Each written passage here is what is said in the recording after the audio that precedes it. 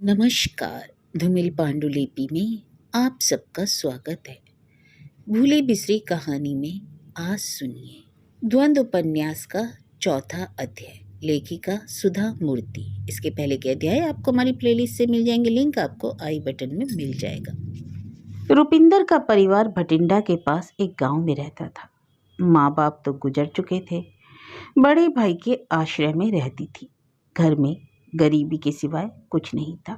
भगवान ने रुपिंदर को कुछ नहीं दिया, पर दी थी अच्छी सेहत, हट्टी कट्टी, खेतों के काम में बड़ी होशियार, 2 आदमियों का काम अकेले ही निपटा लेती थी।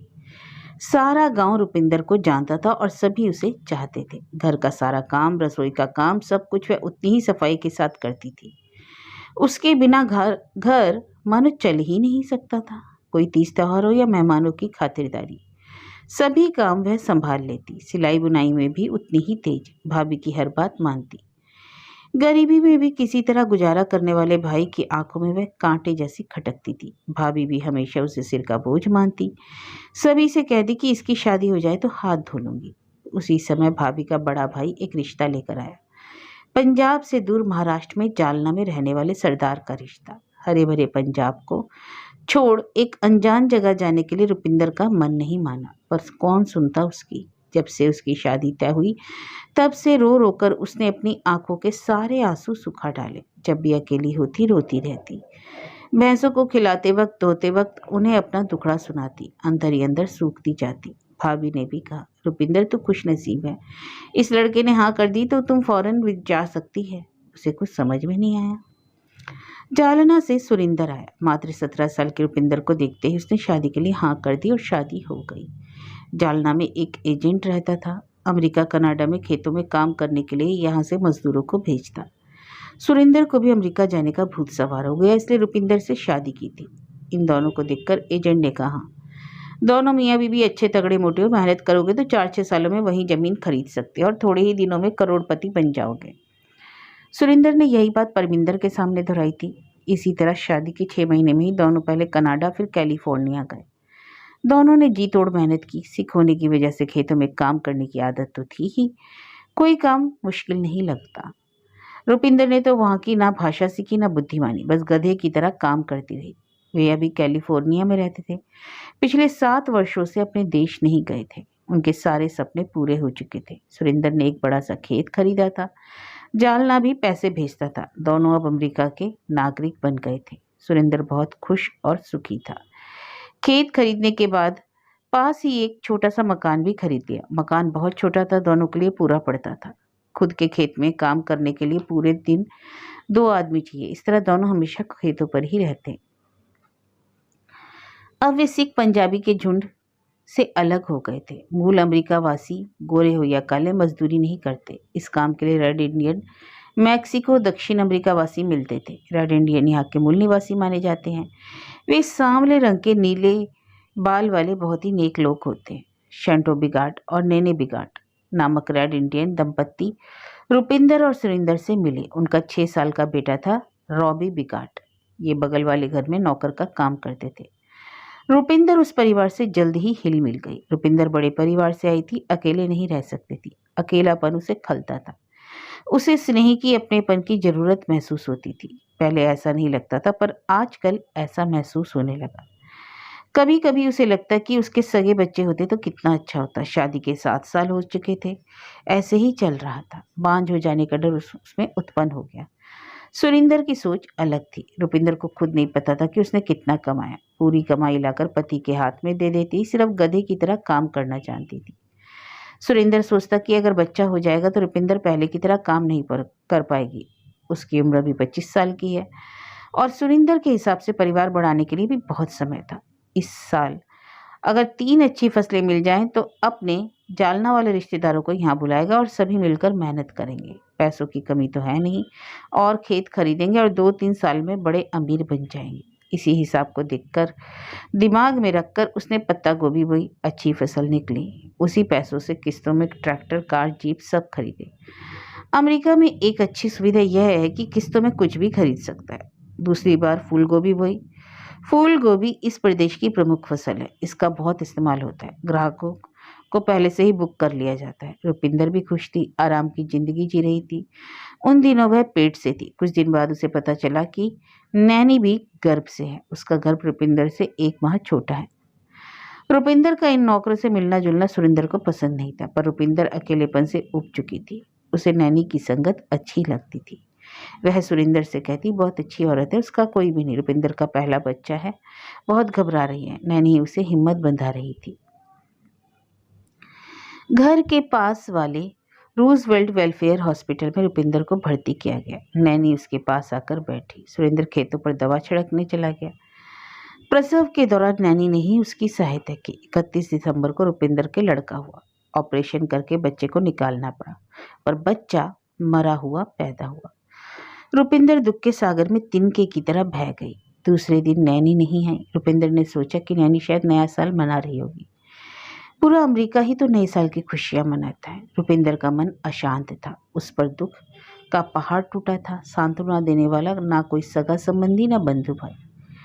अकेले रहने पर मन और भी व्याकुल तथा चिंतित हो जाता है। सुरेंद्र से पूछने पर पता चला कि नैनी को भी अभी अभी बेटा हुआ है। बच्चा प्रीमेच्योर पैदा हुआ है। रुपिंदर को खुशी हुई। उसने मन को समझाया, भगवान ने मुझे सुख नहीं दिया, कोई बात नहीं, उसे तो सुख मिल गया, अच्छा हुआ।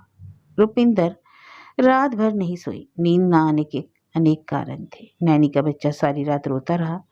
पूछने पर नैनी ने बताया, बच्चे को दूध चाहिए और इस बार पता नहीं क्यों दूध निकला ही नहीं। कहते हैं बियर पीने से दूध आता है, बहुत बियर पिया, नशा चढ़ गया, पर दूध नहीं निकला। सभी मुझे डांट रहे हैं। विकसित देशों की यही समस्या है, पैसा बहुत है पर धीरज कम। सब कुछ सोचने के साथ ही हो जाता है। और इधर रुपिंदर के स्तन दूध से भारी हो रहे थे। छाती फूल गई थी, थोड़ा बुखार आ गया था। नर्स को बतलाया तो कुछ गोलियां देकर उसने कहा, इन्हें खा लो और छाती पर कसकर कपड़ा बांध लो, दूध नीचे नहीं उतरेगा और 2-3 दिन बाद सूख जाएगा। रुपिंदर ने करवट बदली। भारीपन की वजह से छाती में बहुत दर्द हो रहा था। उसे अपने गांव की याद आई। वहां पर तो अलग ही चलन है। जिस माँ का दूध नहीं निकलता उसके बच्चों को गाय या भैंस का दूध पिलाते हैं। कभी कभी तो दूसरी माँ ममता से अपना दूध भी पिला देती हैं। ऐसा करते उसने खुद अपनी माँ को भी देखा है। भगवान ने मुझे बच्चा तो नहीं दिया, मगर छाती में काफ़ी सारा दूध भर दिया। इसे वह गोलियों के जरिए सुखाना नहीं चाहती थी। उसके अंदर का मातृत्व जाग उठा। उसने सोचा कि क्यों ना मैं नैनी के बच्चे को ही दूध पिला दूं। बच्चे को दूध पिलाने के लिए वह तरसने लगी। उसके दिमाग में बस यही एक सोच चक्कर लगाती रही।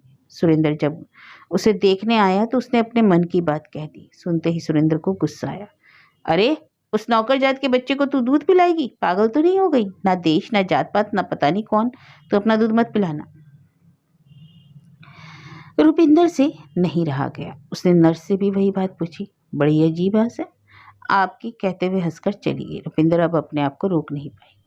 सुरेंद्र जब घर पर नहीं था उसने बच्चे को उठाकर जी भर दूध पिलाया।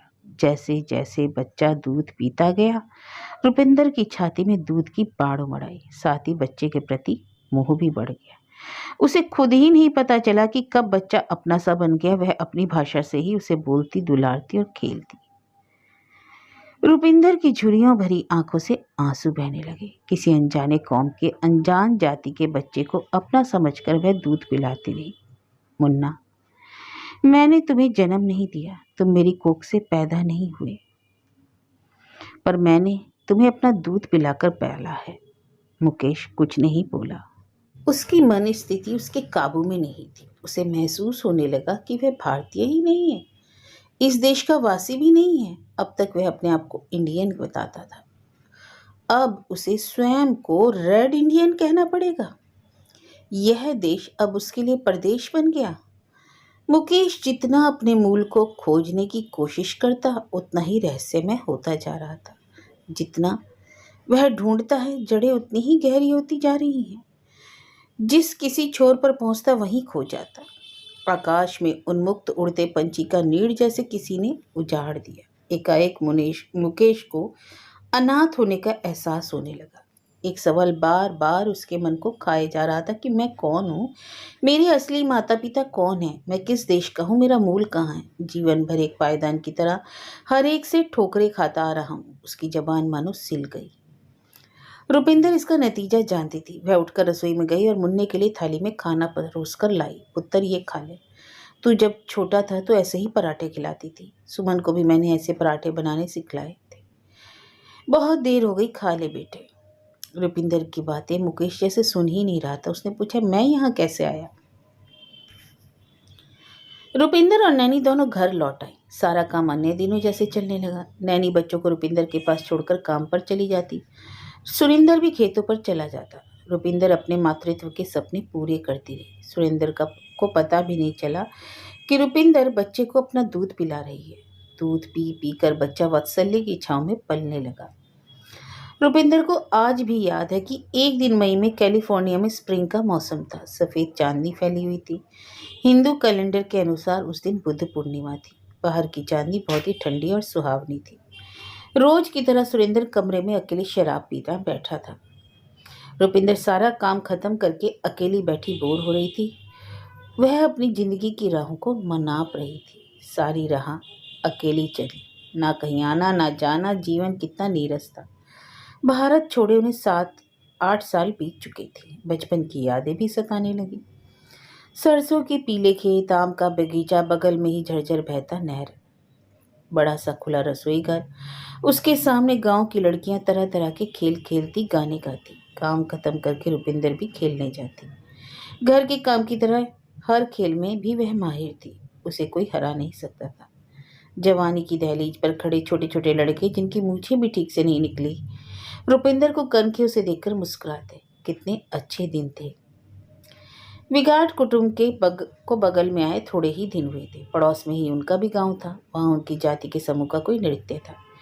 नैनी ने भारतीयों जैसे ही रंगीन कपड़े पहन रखे थे। उसके बड़े बेटे ने लाल नीले चेक्स वाली शर्ट पहनी थी, पर छोटे बेटे को सादे कपड़े पहनाए थे। रुपिंदर, आप लोग भी हमारे त्योहार में आओ ना, नैनी ने न्योता दिया। रुपिंदर को तो जाने का मन था, पर सुरेंद्र छोड़े तब ना जाएगी। वो कहाँ मानने वाला था। ना खुद जाएगा ना जाने देगा। उसे तो रेड इंडियनों की सूरत से ही नफरत है। इसके अलावा सुरेंद्र को नई अमेरिका भूत भी सिर पर चढ़ा था। आजकल वह सभी से घुलता मिलता नहीं था। विगाट साफ सुथरे कपड़े पहने इनके घर आया और पूछा, आज एक दिन के लिए क्या आप अपनी पुरानी कार हमें दे सकते हैं? रात को निकलेंगे, सुबह लौट आएंगे। सिर्फ एक रात के लिए गाड़ी चाहिए। आम तौर पर सुरेंद्र मना कर देता था। आज चूंकि वह नशे में धुत था, इसलिए कार की चाबी देते हुए बोला, कोई बात नहीं, ले जाइए। खुशी खुशी वे सभी निकल गए। रुपिंदर जा नहीं पाई। ना जा पाने का दुख और ऊपर से यह अकेलापन। रुपिंदर को मर जाने को जी चाहा। अचानक आधी रात को पुलिस थाने से फोन आया, आपकी कार का एक्सीडेंट हो गया। पुलिस का नाम सुनते ही सुरेंद्र का सारा नशा काफूर हो गया। गालियां देते हुए पुलिस स्टेशन गए। उस रात घर में अकेले रहने में रुपिंदर को पता नहीं क्यों डर लग रहा था। विगाट परिवार के लिए चिंतित थी। क्या हाल हुआ होगा उन लोगों का। परिवार में कितने लोग। रुपिंदर और नहीं रुक सकी, वह भी निकल पड़ी। गांव पहुंचने के पहले ही एक्सीडेंट हो गया था। कार पूरी तरह पिचक गई थी। शंटो तो रास्ते में ही मर गया। नैनी को भी बुरी तरह चोटें आई थी। उसकी जान किसी भी वक्त जा सकती थी। बच्चे को कुछ नहीं हुआ। कुदरत का करिश्मा। बच्चा माँ की बाहों में पूरी तरह सुरक्षित था। रुपिंदर को देखकर नैनी कुछ बड़बड़ाई। वह अपनी भाषा में बोल रही थी। रुपिंदर को कुछ समझ नहीं आया। फिर सोए बच्चे की ओर हाथ दिखाकर बोली। रुपिंदर नहीं बोली। समझ पा रही थी कि माँ के दिल को समझती है। दम तोड़ती एक माँ और क्या बोल सकती है। कोई भी देश हो, कोई भी जगह, माँ की भाषा तो एक जैसी होती है। रुपिंदर समझ गई। वह नैनी की पीठ थपथपाते हुए सिर हिला रही थी, जैसे कह रही हो हाँ। थोड़ी देर बाद ही नैनी मर गई। उसका 6 साल का बेटा कहीं दिखाई नहीं दे रहा था। पता नहीं कहीं खो गया या भाग गया। सभी जगह तलाश किया पर कहीं नहीं मिला। सुरेंद्र से पूछकर रुपिंदर ने नैनी को हाँ कहा था। नैनी ने चैन से आंखें बंद कर ली। पुलिस के साथ सुरेंद्र अभी भी इंश्योरेंस की बातें कर रहा था। रुपिंदर ने आगे आकर इंस्पेक्टर से कहा, आप लोग इसके रिश्तेदारों को खोजने तक इस बच्चे को हम अपने साथ रखेंगे। ये हमारे घर का फ़ोन नंबर है। कहते उसने इंस्पेक्टर के हाथ में कागज का एक टुकड़ा पकड़ाया। सुरेंद्र को यह पसंद नहीं आया, पर पुलिस के डर से चुप था। और इस तरह मुन्ना रुपिंदर के घर आ गया। अगले 6 महीने तक बच्चे को लेने की बात तो दूर, देखने तक कोई नहीं आया। पुलिस वालों ने ही दोनों शवों का अंतिम संस्कार किया। बड़ा बेटा रॉबी मिला ही नहीं। मुन्ने का अब क्या करना है। वह रुपिंदर का दूध पीता उसी के बेटे की तरह पलने लगा। जब तब सुरेंद्र पूछता, ऐसे कितने दिन चलेगा, इसे कहीं भेज दो। रुपिंदर कहती, जब उनका कोई रिश्तेदार आएगा तो भेज देंगे। रब ने मुझे कोई बच्चा नहीं दिया, जब तक है इसे मेरे पास ही रहने दो। फसल की कटाई का वक्त आया। सुरेंद्र जी जान से काम में लग गया। सारी की सारी फसल खराब हो गई और उसके सिर पर उधार का बोझ भी बढ़ गया। इस साल सुरेंद्र ने कोलंबिया के मजदूरों को काम पर लगाया था। ये लोग पहले वालों जैसे ईमानदार नहीं थे। इसी समय पुलिस वाले उनके घर आए। उन्होंने कहा, हमने पूरी कोशिश की, इसके किसी भी रिश्तेदार का पता नहीं चला। आप लोग इसे रखना चाहते हैं तो इसे दत्तक ले लीजिए, नहीं तो इसे हम अनाथालय भेज देंगे। सुरेंद्र बच्चों को भेजने के लिए तुरंत तैयार हो गया। रुपिंदर नहीं मानी। वह पहले अनाथालय देखने निकली। बड़ा आंगन था। आंगन में हर उम्र के बच्चे खेल रहे थे। उनकी देखभाल के लिए 2 आयाएं थी। भौतिक सुख सुविधाएं थी, पर प्यार और ममता कहीं नहीं। मुन्ने को वहां छोड़ने के लिए रुपिंदर का मन नहीं माना। ऐसी जगह पर पले बच्चे घर परिवार की कल्पना भी नहीं कर सकते। उन्हें माँ बाप का प्यार और वात्सल्य का अर्थ भी पता नहीं होता। रुपिंदर ने वहां के वार्डन से पूछा, यहाँ के बच्चे बड़े होकर क्या काम करते हैं? वार्डन ने जवाब दिया, हम बच्चों को केवल 18 साल तक ही इस आश्रम में रखते हैं। आगे वे अपना रास्ता ढूंढ लेते हैं। गरीबी हो तो हर्ज नहीं। बच्चों को माँ के आंचल में ही पलना चाहिए। माँ का साया जरूरी है। यहाँ छोड़ने से पता नहीं मुन्ना का क्या बनेगा। नन्ही सी जान को सहारे और सुरक्षा की आवश्यकता होती है। इस देश में किसी भी उम्र में काम मिलता है, लेकिन मन की शांति तो नहीं मिलती। रुपिंदर वापस आई। आते ही उसने अपने जीवन की सबसे बड़ी प्रतिज्ञा की, मुन्ना मेरे पास ही रहेगा, कितनी भी तकलीफ क्यों ना हो, उसे मैं अनाथालय नहीं भेजूंगी।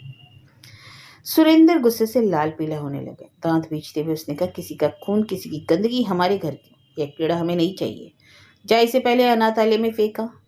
रुपिंदर उसके पैरों पर गिर गई। इतने सालों मैंने आपके साथ खेतों में गधे की तरह काम किया। कभी भी मैंने अपनी कमाई के बारे में नहीं पूछा, एक फूटी कौड़ी तक नहीं मांगी। मेरी यही एक आस पूरी कर दीजिए। इस छोटी सी जान की वजह से आपको कोई तकलीफ नहीं होगी। इसका जिम्मा मैं लेती हूँ। रब ने मेरी गोद नहीं भरी। आगे भी अगर कुछ नहीं हुआ तो यही हमारा सहारा बनेगा। जिंदगी में पहली बार सुरेंद्र ने रुपिंदर की बात मानी, पर उसी समय निश्चय किया कि आगे किसी भी चीज के लिए वह रुपिंदर से नहीं पूछेगा। इस प्रकार कानून के दायरे में मुन्ना इनका बेटा बना। रुपिंदर ने पुलिस वालों को मुन्ने के बड़े भाई का विवरण दिया। यदि कहीं वह मिल जाए तो कम से कम उसे पता चले तो उसका छोटा भाई कहाँ दत्तक गया है। आज नहीं कल ही सही, दोनों भाई एक हो जाए, यही रुपिंदर की इच्छा थी। रुपिंदर पुलिस को बता रही थी कि उसके बाएं गाल पर एक काला तिल है, मुन्ने के दाएं पैर पर तिल है। उस दिन उसने कौन से कपड़े पहने थे, कैसा दिखता है, वगैरह वगैरह। बहुत खोजने पर भी उसका पता नहीं चला। मुन्ना अब 9 महीने का हो चुका था। घर में रेंगता फिरता। दुर्भाग्य ने उसका पीछा करना शुरू किया और उस साल पूरी की पूरी फसल नष्ट हो गई। समय पर दवा छिड़कने पर भी सारी फसल कीड़े खा गए। सुरेंद्र घबरा गया। फसल के भरोसे काफी उधार ले चुका था। उधार में पूरी तरह डूब चुका था। थोड़े ही दिन में सुरेंद्र का दिवाला निकल गया। घर की सभी चीजों को उसने किस्तों पर खरीदा था। कंपनी वाले आकर अपना जो कुछ था जैसे तैसे वसूल कर ले गए। सब कुछ ठीक हो तो अमेरिका एक स्वप्न नगरी है, स्वर्गलोक है। और दुर्भाग्यवश यदि कुछ अनहोनी हो जाए तो जिंदगी ताश के पत्तों की तरह बिखर जाती है। मकान, खेत, गाड़ी सब बेचकर सुरेंद्र ने उधार चुकाया। उसे भारत लौट जाना ही ठीक लगने लगा। रुपिंदर भी एकाकी जीवन से ऊब चुकी थी। उसे भी अपने गांव जाने का मन कर रहा था। रुपिंदर ने एक और राज अपने पति से छुपा कर रखा। उसे 3 महीने चढ़ चुके थे। रुपिंदर को अगर पता चलता तो वह मुन्ने को उसी वक्त अनाथालय छोड़ा था, इसलिए वह चुप रही। पाँव भारी होते हुए भी घर का सारा काम करती, मुन्ने को संभालती, बाहर का काम भी देखती। अकेली काम कर करके कमजोर हो गई, पर मुंह नहीं खोला। उसे हमेशा मुन्ने का डर लगा रहता। इसी तरह 8 साल बाद सुरेंद्र जैसे खाली हाथ आए थे वैसे ही खाली हाथ भारत लौटे। सिर्फ एक फर्क था, इस बार मुन्ना उनके साथ था। भारत पहुंचने पर उन्हें लेने के लिए कोई आया नहीं।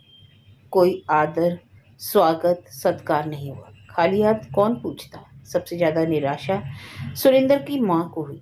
उसके घर वाले सभी अमेरिका जाने का सपना देख रहे थे और अब उनके सारे सपने टूट गए। असलियत पता लगने पर वह सारा गुस्सा मुन्ने पर उतारती। दाएं पैर पर काला तिल अशुभ होता है, इसी वजह से बेचारे की दुर्गति हुई। यह हमारे लिए काल के समान है। ना हमारे मुल्क का है, ना गांव बिरादरी का, ना जात का पता, ना खून का। इस तरह की बातें कर करके सुरेंद्र की माँ ने उसका दिमाग फिरा कर रख दिया। और थोड़े दिन बाद पता चला कि रुपिंदर के पांव भारी हैं। तब तो मुन्ने की खैर ही नहीं। उसे कलमुहा कहकर हर कोई दांत पीचता। रुपिंदर को यह सब देखकर बहुत बुरा लगता। मुन्ने की हालत उससे देखी नहीं जाती थी। कभी कभी उसे लगता मुन्ने को अपने साथ लाकर उसने गलती की, वहीं छोड़ देती तो अच्छा होता। जैसे भी होता आंखों के सामने तो नहीं होता, अपना दुर्भाग्य खुद झेल लेता। यहाँ उसे कौन सा सुख मिला। कुछ दिन बाद रुपिंदर को लड़का हुआ। अपना बेटा होने के बाद भी रुपिंदर मुन्ने को उतना ही प्यार करती कि यह मेरा भाग्यशाली बेटा है, इसी की वजह से मेरा गर्भ ठहरा और मुझे बेटा हुआ। दिन बे दिन मुन्ने पर जुल्म बढ़ता जा रहा था। सबने छोटे बेटे किशन को सिर चढ़ा रखा था, किंतु मुन्ने को लाते मिलती। सब आते जाते उसे जली कटी सुनाते। वह कुछ भी करता तो गलत था। उसके हर काम में, खेल में गलतियां ढूंढते। वह जो खाता वह बेकार का खर्चा है, वह इस घर के लिए बोझ है। ऐसी बातें बेचारे को रोज सुननी पड़ती। व्यापार का मामला कल यदि अच्छा चलने लगे तो अच्छा लाभ मिला तो एक हिस्सा मुन्ने को भी देना पड़ेगा, क्योंकि कानूनी तौर पर तो उसे दत्तक पुत्र अपना लिया गया। सभी के मन में यही कांटा चुभ रहा था। ऐसी हालत में मुन्ना कैसे पलेगा, कौन पढ़ाएगा, पढ़ाई के लिए कौन पैसे देगा। नहीं पढ़ेगा तो मजदूरी करनी पड़ेगी। यही सोच सोचकर रुपिंदर चिंतित थी। बेचारा मुन्ना कमरे के बाहर आने से भी डरता था। सुमन और त्रिवेदी जी का सुखी परिवार रुपिंदर को बहुत अच्छा लगता, और बातों ही बातों में रुपिंदर ने पता लगाया कि सुमन को आगे बच्चे नहीं होंगे। सुमन मुन्ने को प्यार करती। यह देखकर रुपिंदर ने सोचा, मुन्ना अगर हमारे साथ रहा तो आज नहीं कल भाग जाएगा, मजदूरी या चोरी करने लगेगा। इसे अगर सुमन को दे दूं तो यह अच्छा और बड़ा आदमी बनेगा। हमारे घर में तो उसके रेड इंडियन होने को ही लेकर सभी डांटने का बहाना ढूंढते हैं। उन्हीं दिनों जलंधर अनाथालय के बारे में खबर मिली। रुपिंदर ने मन पक्का करके निश्चय किया कि मुन्ने को सुमन के हाथों सौंप दूंगी। पर यह रहस्य उसने सुमन से भी छुपा कर रखा कि मुन्ना रेड इंडियन है। सुमन ने बाहर की दुनिया देखी नहीं, इसे पंजाबी ही मान लेगी। रेड इंडियन कहने पर अगर उसने लेने से इनकार कर दिया, इसलिए उसने यह रहस्य गुप्त ही रखा। रुपिंदर ने 25 साल पुरानी अपनी कहानी खत्म की। मुकेश पुत की तरह बैठा था। आपका दूसरा बेटा कहाँ है? पिछवाड़े में भैंसों को नहला रहा है। तुम अगर मेरे पास पल रहे होते तो तुम भी यही काम कर रहे होते। ऐसा क्यों? हमारे घर में पढ़ाई का माहौल नहीं है। पढ़ाई लिखाई कोई मायने भी नहीं रखती। हर रोज लड़ाई झगड़ा। इस मोए को भी पढ़ने की लगन नहीं है। इसे भी खेत खलियान डेयरी वगैरह में ही दिलचस्पी है। अभी भी सिर पर बहुत कर्ज है। इसकी भी शादी की उम्र हो गई है, पर ऐसे को भला भाई लड़की कौन देगा? अच्छा मुन्ना, तेरी शादी हो गई? हाँ, उसका नाम सोनिया है। मुन्ना, सुमन को जितनी भी दुआएं दूं कम है। भगवान उसकी झोली सदैव भरी रखे। कितना बड़ा काम किया है उसने। मुन्ना, सुमन कैसी है? अच्छी है। और हरप्रीत? हरप्रीत अभी अमृतसर में रहता है। बहुत नेक इंसान है। उसकी माँ ने ही मुझे ये काम दिलवाया। इस घर के लोग भी बहुत अच्छे हैं। मुझसे ज़्यादा काम नहीं करवाते, सिर्फ खाना बनवाते हैं। पुत्र, मुफ्त का पैसा मैं भी नहीं लेना चाहती। इस उम्र में जितना बन पड़े बस काम करती हूँ। मुकेश ने सोचा, कितने ऊंचे विचार है माँ के। इस उम्र में इतनी गरीबी में भी अपने उसूलों की पक्की है। पुत्र, मैंने जो बात तुम्हें बताई वह किसी से ना कहना। जब तक तुम मेरे पास थे मैंने तुम्हें किशन से भी ज़्यादा चाहा। मैंने तुमसे कभी कुछ नहीं चाहा और अब भी कुछ उम्मीद नहीं करती हूँ, पर ज़माना बदल गया। तुम्हारी कहानी सुनने के बाद लोग मेरे लिए तुमसे पैसे मांग सकते हैं। इसलिए पुत्र, यह बात तू अपने तक ही रखना। मुकेश की नज़रों में उसकी माँ और भी ऊपर उठ गई। इस बेसहारा हालत में भी मुझसे कुछ ना मांगकर मुझे ही 2 अच्छी बातें सिखाई। कहानी ख़त्म होने तक बहुत देर हो चुकी थी।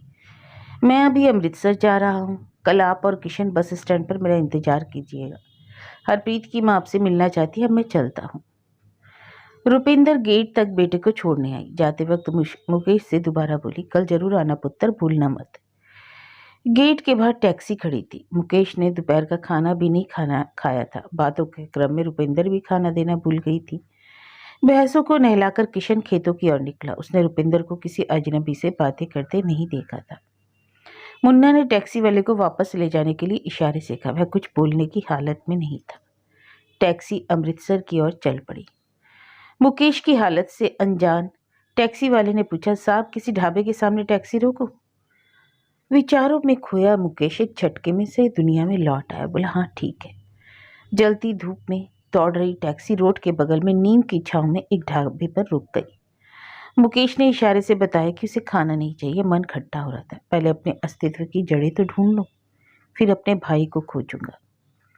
वह रुपिंदर की हालत के बारे में सोचने लगा। उसकी आंखों के सामने झुर्रियों वाले हाथ, फटी हुई एड़ियां, पुराने कपड़े, सफेद बालों वाला चेहरा उभर आया। बेचारी रुपिंदर ने जिंदगी में बहुत धक्के खाए हैं। जवानी में उसने अपना दूध पिलाकर उसे अपना ही बेटा समझकर पाला, सारा प्यार उस पर उड़ेल दिया। इस बुढ़ापे में उसे एक आश्रय देना चाहिए।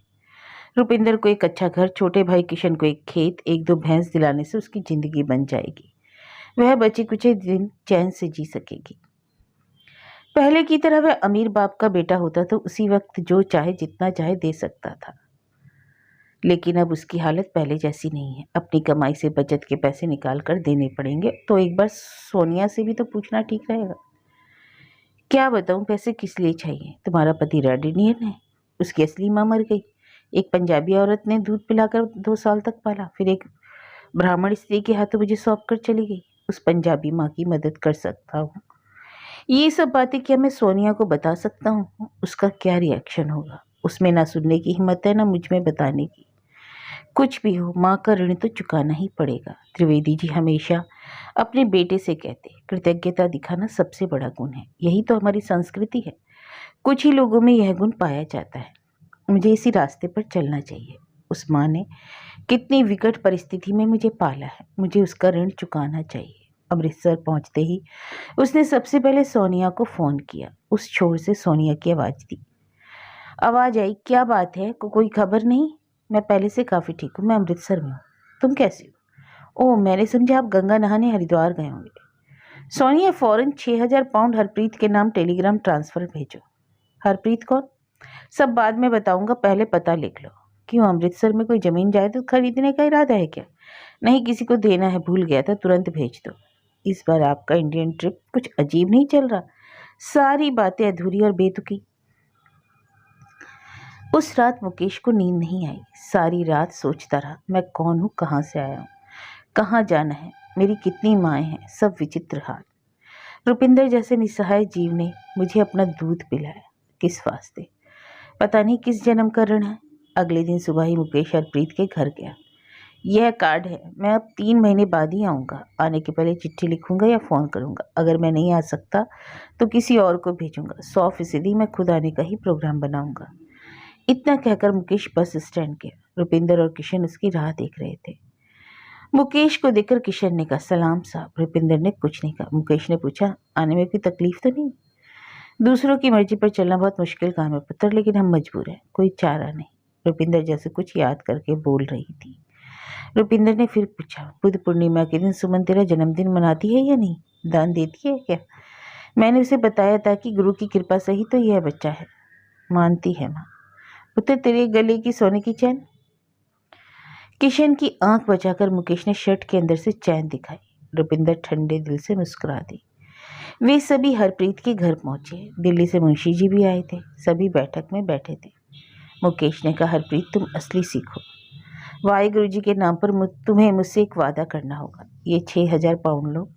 रुपिंदर माँ जी के नाम पर एक अच्छा मकान, अच्छा खेत और 1-2 भैंस खरीद कर लिख दीजिए। मैं मुंशी जी को आपके साथ भेजूंगा।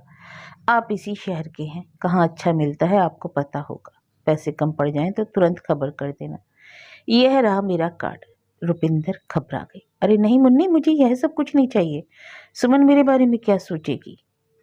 मुकेश उसके कंधे पर हाथ रखकर बोला, माँ जी आप चुप रहे। हरप्रीत भी हैरान था पर कुछ बोला नहीं। सभी के चकित चेहरे का उत्तर देते हुए मुकेश बोला, यह मेरे माता पिता की इच्छा थी। मुंशी जी, आप और किशन मिलकर आगे की बात सोचिए। मुकेश की बात सुनकर हरप्रीत, मुंशी जी और किशन दंग रह गए। 6 लाख रुपए कोई छोटी रकम नहीं होती। इतना सारा पैसा एक अजनबी से कैसे ले सकते हैं? कोई पिछली पहचान बता रहा है। माँ की पुरानी सहेली का बेटा क्या इतना देता है? यह कोई सपना है या तिलस्मी ख्वाब? मुकेश आगे बोला, एक जमाने में मेरी माँ और रुपिंदर बहुत पक्की सहेलियां थी। तकलीफ के दिनों में रुपिंदर ने मेरी माँ की बहुत मदद की। उस एहसान को चुकाने के लिए मेरी माँ ने यह देने के लिए कहा है। आप लोगों ने नहीं लिया तो वे बुरा मान जाएंगी। मुंशी जी को मालूम था कि सुमन दानी स्वभाव की है। कितनी बार उन्होंने मुंशी जी के परिवार की सहायता की। दिल्ली में मकान खरीदने के समय, बेटी की शादी के समय बिना पूछे ही सुमन ने पैसे दे दिए थे। मुंशी जी ने सोचा कि इस बार भी शायद उसी तरह दिया होगा। हरप्रीत के लिए यह सब पर्दे की पर की झांकियों सा लग रहा था। 2 दिन पहले एक अजनबी रुपिंदर की खोज में आया, अब वह उसे इतनी बड़ी मदद कर रहा है। उसका चेहरा बता रहा है कि उसका दिल साफ है, इसमें कोई धोखा नहीं है। धोखा हो भी नहीं सकता क्योंकि मुंशी जी भी साथ है। हरप्रीत ने सोचा, मुझसे जितना बन पड़े मदद करूंगा। इससे माँ भी खुश हो जाएगी। और रुपिंदर को वह अच्छी तरह जानता था, बहुत ही सीधी औरत है। उस बेचारी का नसीब ही खोटा है, पर वाहिगुरु जी की कृपा से अब उसके भाग्य में अच्छे दिन नजर आ रहे हैं। किशन के लिए यह सब नया था। यह अजनबी कौन है? माँ से इसकी इतनी जान पहचान कैसे? पहले तो कभी नहीं देखा था। किशन अकल का मोटा था, उसे बस इतना समझ में आया कि मेरी माँ ने इस साहब की माँ की मदद की थी, अब ये बड़े अमीर बन गए, पिछला एहसान याद रखकर हमें जमीन जायदाद दिला रहे हैं। बड़े अच्छे लोग हैं। माँ के नाम पर मुझे भी भैंस और खेत मिल जाएगा। गांव से थोड़ी दूर ही खेत मिल सकते हैं, जगह को पहले देखना पड़ेगा। भैंसों के लिए एक दिन हाट जाना होगा। 1-2 जगह पूछताछ करने के बाद आगे कुछ सोचा जा सकता है। इन मामलों में ना रुपेंद्र को और ना मुकेश को ही कोई तजुर्बा है। मुंशी जी समय की नजाकत को भांप गए। उन्होंने किशन और हरप्रीत को बगल के कमरे में जाने के लिए कहा, फिर आगे बोले, माँ जी आप थक गई होंगी, मुकेश से बातचीत करने से आराम मिल जाएगा। और वह बाहर निकल आए। कमरे में सिर्फ मुकेश और रुपिंदर रह गए। भ्रमित हुए रुपिंदर और मुस्कुराता हुआ मुकेश। थोड़ी देर संभलने के बाद रुपिंदर बोली, पुत्र तू ये सब किस वास्ते कर रहा है? इतना पैसा मुझसे हजम नहीं होगा। सुमन से पूछा है तूने? अरे आप इन सब की चिंता मत कीजिए, मैं सब कुछ सोच समझ कर ही कर रहा हूँ। पुत्र मैंने तुझे इस वास्ते नहीं पाला, मैंने तो तुझसे कोई उम्मीद नहीं की, सिर्फ अपने आंचल का प्यार तुझ पर उड़ेला है। कल को लोग इस वास्ते तुझे कुछ कहें या मुझ पर ही कोई इल्जाम लगाएं। रुपिंदर के मन में शंकाएं उठने लगी। मुकेश ने छाती ठोकर कहा, माँ जी ये सब मैं अपने कमाए हुए पैसों से दे रहा हूँ, किसी ने मुझे कुछ नहीं दिया, आप ना मत कहिए। आपने तो मेरे लिए जो किया वह थोड़ा है। मुझे अपनाया, अपना दूध पिलाया, सुरेंद्र से मेरे वास्ते भीख मांगी, अनाथ आश्रम में जाने नहीं दिया। क्या यह सब कम है? अगर आपने मुझे वहीं छोड़ दिया होता तो पता नहीं मैं क्या कर रहा होता। रुपिंदर चुपचाप आंसू बहा रही थी। मुकेश बोलता गया, आप पेट से थी तब भी आपने यह बात छुपा कर रखी, मुझे यहाँ ले आई, दिल पर पत्थर रखकर मुझे एक अच्छे घर में सौंप दिया। यह सब आपने किसके लिए किया? सिर्फ मेरे लिए ना। आपने मेरे लिए कितने कष्ट उठाए, हमेशा मेरी भलाई के लिए ही लड़ती रही। आपके इस बुढ़ापे में क्या मैं आपकी इतनी भी सहायता नहीं कर सकता? बुढ़ापे के कारण सिकुड़ी चमड़ी से सटी हड्डियां साफ नजर आ रही थी। रुपिंदर की इस जर्जर काया की क्षीण चरणों पर मुकेश ने अपना सिर रख दिया। पुत्र, सुरेंद्र ने तुझे कभी अपना बेटा नहीं समझा, लेकिन मैंने तुझे हमेशा अपना ही बेटा समझा।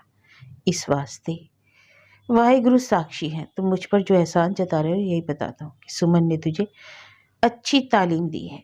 वाहिगुरु तुम लोगों की रक्षा करे, लंबी उम्र दे। इसके आगे रुपिंदर कुछ नहीं बोली। उसके आंसुओं से मुकेश का सिर भीग गया। ये आनंद अश्रु थे। अब तक की जिंदगी में हर घर में काम कर कर के रुपिंदर की हड्डियां घिस गई थी। अब गुरु की मेहरबानी से उसकी जिंदगी में थोड़ी ठंडक आई है। अगली बार सुमन, नीलू और सोनिया को भी साथ लाना। रुपिंदर ने दोनों हाथ उठाकर आकाश की तरफ देखा और गुरु को धन्यवाद किया। मुकेश जब दिल्ली पहुंचा तो दिल का एक भाग हल्का हो चुका था, किंतु दूसरा हिस्सा बोझिल था। मुकेश का सगा भाई जिंदा है क्या? अगर है तो कहाँ है? उसे ढूंढना चाहिए। अपने जीवन की गाथा उसे सुनानी है। इस विशाल संसार में सिर्फ वे ही दोनों एक दूसरे से रक्त से जुड़े हैं। दूसरे छोर पर है सोनिया। सोनिया को भी तो सारा किस्सा सुनाना है। सुनकर वह कैसे रिएक्ट करेगी पता नहीं। मुकेश दिल्ली से कानपुर वापस नहीं गया, वह सीधा लंदन जाने की बात सोच रहा था। जाने के पहले माँ को फोन किया। जीवन की घटनाएं विचित्र रूप ले रही थी। 3 दिन पहले वह रुपिंदर सुरेंद्र का पंजाबी मुंडा था। 20 दिन पहले वह त्रिवेदी जी सुमन का इकलौता बेटा था, लक्ष्मी पुत्र था, भारतीय था। और आज वह भारत का भी नहीं है, इस भूमि का, इस देश का, इस संस्कृति का भी नहीं। अब वह अमरीकी है। यह रहस्य सुमन को भी मालूम नहीं है। अगर उसे पता होता तो वह क्या मुझे लेती? बेटे जैसा प्यार देती? जरूर देती है। उसका प्रेम गंगा की तरह पवित्र और सागर जितना गहरा है। फोन पर ये सब बताया नहीं जा सकता। बताऊं तो कहाँ से शुरू करूं, कहाँ खत्म करूं? इस नए राज को बताने का समय भी नहीं। अभी इसको राज ही रखना बेहतर है। अगली बार आऊंगा तब बताऊंगा। मुकेश दिल्ली तक कानपुर नहीं आया, वहीं से लंदन चला गया। तो सुमन ने इसका कुछ और ही अर्थ निकाला। फ़ोन पर पूछा, मुन्ना मेरे ऊपर गुस्सा हो इसलिए कानपुर नहीं आ रहे? अरे नहीं माँ, ऐसी कोई बात नहीं, मुझे किसी पर कोई गुस्सा नहीं, कोई अर्जेंट काम आ पड़ा इसलिए यहीं से जा रहा हूँ। मुन्ना, रुपिंदर मिली थी क्या? कैसी है? एक क्षण वह चुप रहा कि माँ को क्या जवाब दूँ। क्या मैं बता सकता हूँ कि रुपिंदर मेरी माँ नहीं? मैं इस देश का नहीं। नहीं, फ़ोन पर नहीं, आमने सामने बताना ही ठीक रहेगा। माँ आपको याद कर रही थी, नीलू दीदी के बारे में पूछ रही थी। इस हो हल्ला में नीलू को सभी भूल चुके थे। पिताजी को खोने से भी ज़्यादा उसे सतीश के व्यवहार से दुख हुआ।